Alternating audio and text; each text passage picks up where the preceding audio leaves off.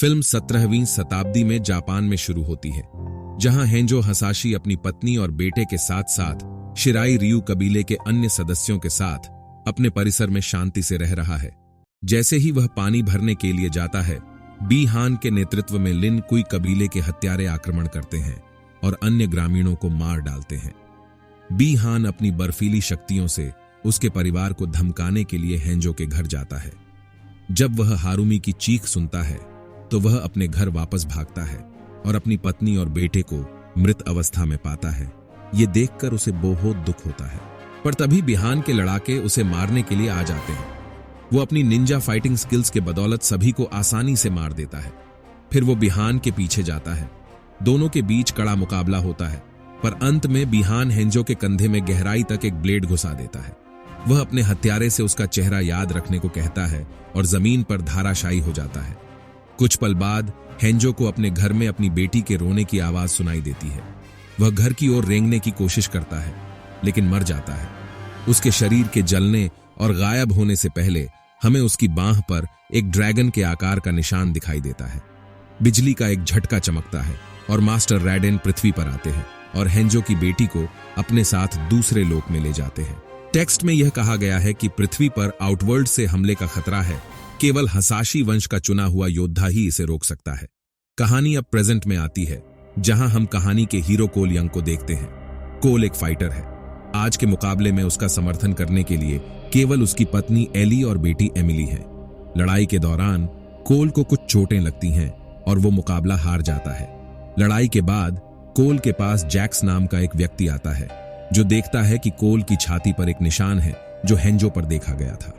कोल ने इसे एक बर्थमार्क से अधिक कुछ नहीं कहकर खारिज कर दिया। दूसरी तरफ आउटवर्ल्ड में बी हान, जो कि अब खुद को सब जीरो कहता है, वो अपने मालिक शांग सुंग के पास जाता है, क्योंकि वे पृथ्वी पर अपना कब्जा करने की योजना बना रहे हैं।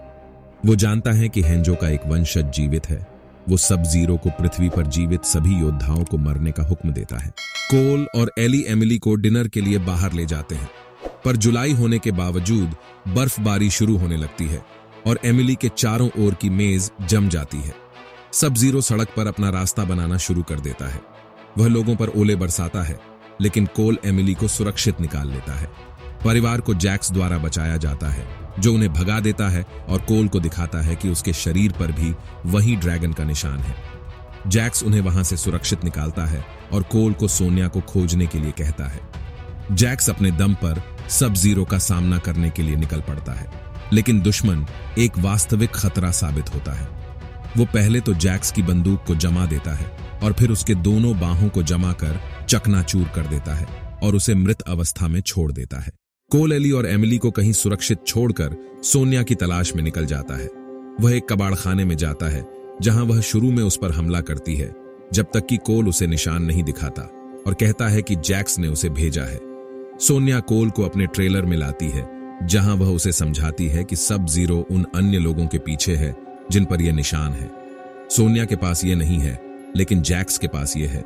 सोनिया के रिसर्च ने उसे मॉर्टल कॉम्बैट नामक एक प्राचीन टूर्नामेंट के बारे में पता लगाने के लिए प्रेरित किया है।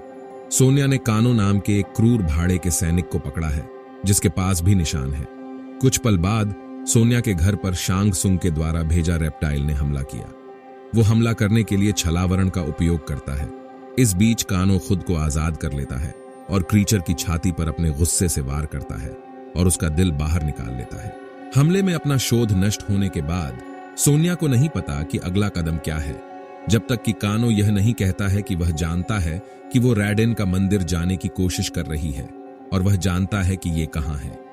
सोनिया कानो से झूठ बोलती है और उसे और कोल को स्थान तक मार्गदर्शन करने में मदद करने के लिए उसे $3 मिलियन की पेशकश करती है। वे रेगिस्तान में चले जाते हैं, जहां उनकी मुलाकात रैडेन के चैंपियन लियू से होती है, जिसके पास आग लगाने की क्षमता है। वह उन्हें पृथ्वी की रक्षा करने की अर्जेंसी के बारे में समझाता है, क्योंकि वे 9 मॉर्टल कॉम्बैट टूर्नामेंट हार चुके हैं और एक और हार का मतलब है कि शांग सुंग इसे जीत लेगा। लियू ने दिखाया कि उसने बचे हुए सभी चैंपियनों को यहां ले आया है, जिसमें जैक्स भी शामिल है, जो अभी भी सब जीरो के साथ अपनी लड़ाई से बेहोश है। लियू ने सोनिया को आश्वासन दिया कि मंदिर में काम करने वाले अन्य लोग जैक्स को ठीक करने के लिए जो कर सकते हैं वह करेंगे। लियू कोल सोनिया और कानो को रैडेन से मिलने के लिए लाता है, जो उनसे प्रभावित नहीं होता है। ट्रेनिंग शुरू करने से पहले शांग सुंग सब जीरो और उसकी राक्षसी मलिना के साथ मंदिर में आता है। जैसे ही सब जीरो लियू पर हमला करता है, उसे उसके चचेरे भाई कुंग लाओ द्वारा बचाया जाता है।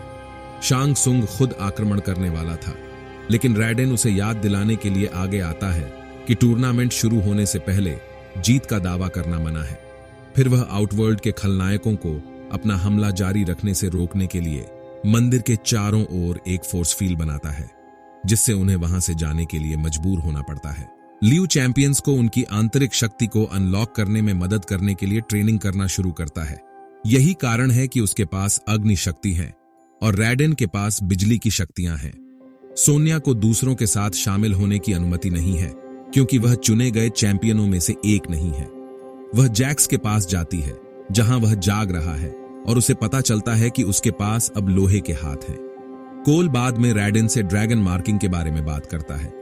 रैडेन ने कोल को समझाया कि वह हेंजो के वंश का वंशज है, विशेष रूप से उस बच्चे का जिसे रैडेन ने शुरुआत में बचाया था। वह कोल को यह भी बताता है कि वह जो दृश्य देखता है वह हेंजो को नर्क में भटकते हुए देखता है, उस दिन की प्रतीक्षा कर रहा है जब वह सब जीरो से अपना बदला ले सकता है।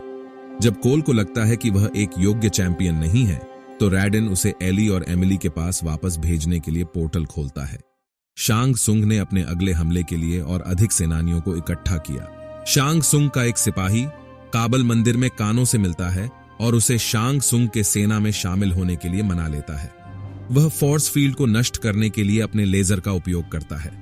शांग सुंग और उसके साथी मंदिर पर हमला करते हैं, जबकि गोरो एक 4 हाथों वाला दानव कोल और उसके परिवार का पीछा करता है। हमले में सोनिया मिलिना से लड़ती है, लेकिन मिलिना सोनिया को नहीं मारने का फैसला करती है, क्योंकि वह चुनी हुई नहीं है और उसे लगता है कि उसकी मौत बेकार होगी। काबल लियू से लड़ता है। दूसरी तरफ गोरो कोल को उठाकर फेंक देता है और एली और एमिली की ओर जाने लगता है। अपने परिवार की रक्षा करने की आवश्यकता महसूस करते हुए कोल का इनर पावर अनलॉक हो जाता है। उसके शरीर सुनहरे कवच से ढक जाता है और उसे गोरो से लड़ने में मदद करने के लिए उसके हाथों में ब्लेड बन जाता है, जिसका इस्तेमाल करके वो उसे मार देता है। रैडेन को इसका एहसास होता है और वह कोल को वापस मंदिर में बुलाता है, जिससे शांग सुंग और सब जीरो को उसकी वंशावली का पता चलता है। रैडेन सुरक्षा के लिए चैंपियंस को वॉइड में लाने की तैयारी करता है, लेकिन शांग सुंग कुंग लाओ को पकड़ लेता है और उसकी आत्मा को चूस लेता है और उसे मार डालता है। लियू अपने चचेरे भाई के लिए शोक मनाता है, जबकि बाकी नायक शांग सुंग की सेना से लड़ने के लिए एक रणनीति तैयार करने की कोशिश करते हैं। रैडेन कोल को हंजो की कुनाई भेंट करता है, जो उसकी मृत्यु के बाद बरामद हुई थी, और वह कोल को इसका उपयोग करने के लिए प्रोत्साहित करता है। कोल ने फैसला किया कि उन्हें टूर्नामेंट की शैली में खलनायकों से मुकाबला करना चाहिए। रैडेन चैंपियंस को अपने अपने विरोधियों से मुकाबला करने के लिए टेलीपोर्ट करता है। कानो से लड़ने के लिए सोनिया को उसके ट्रेलर में वापस भेजा जाता है, जो उसकी आंख को फोड़कर उसे मार देती है और उसका निशान उसके पास चला जाता है। जैसे ही कोल मिलिना से लड़ रहा था, सोनिया मदद के लिए आती है और अपनी नई खोजी गई शक्तियों का उपयोग करके मिलिना के पेट में छेद करने के लिए अपनी हाथों से प्लाज्मा रे निकालती है। लियू फिर से कबाल का सामना करता है और अपनी खुद की घातक चाल का उपयोग करता है, एक अग्नि ड्रैगन चाल जो कबल को भस्म कर देती है और उसे जलाकर खाक कर देती है। सब जीरो पृथ्वी पर जाता है और एली और एमिली को ढूंढता है और वो उन्हें जीवित ही बर्फ में जमा देता है। कोल को सब जीरो से लड़ने के लिए बुलाया जाता है, लेकिन खलनायक उस पर हावी हो जाता है। जब कोल का खून कुनाई को छूता है, तो यह हेंजो को नर्क से वापस लाता है, जहां उसे स्कॉर्पियन के रूप में पुनर्जीवित किया जाता है। वह कोल की मदद से अपना बदला लेने के लिए लौटता है, सब जीरो को फंसाने और सब जीरो को जलाकर मारने के लिए अपनी अग्नि शक्तियों का उपयोग करता है और उसी गर्मी का इस्तेमाल करके एली और एमिली को पुनर्जीवित करता है। वापस जाने से पहले स्कॉर्पियन कोल को उसे मुक्त करने के लिए धन्यवाद कहता है और उससे अपने वंश को जीवित रखने के लिए कहता है।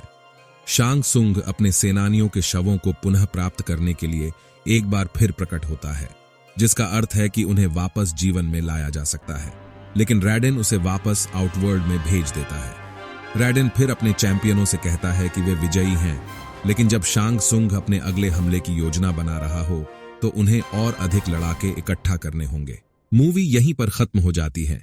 पर इसी तरह के कंसेप्ट पर एक और धांसू मूवी देखनी है तो राइट वीडियो पर क्लिक करें और सुपर पावर्स वाली वीडियो के लिए लेफ्ट वाले पर क्लिक करें। देखने के लिए आपका धन्यवाद।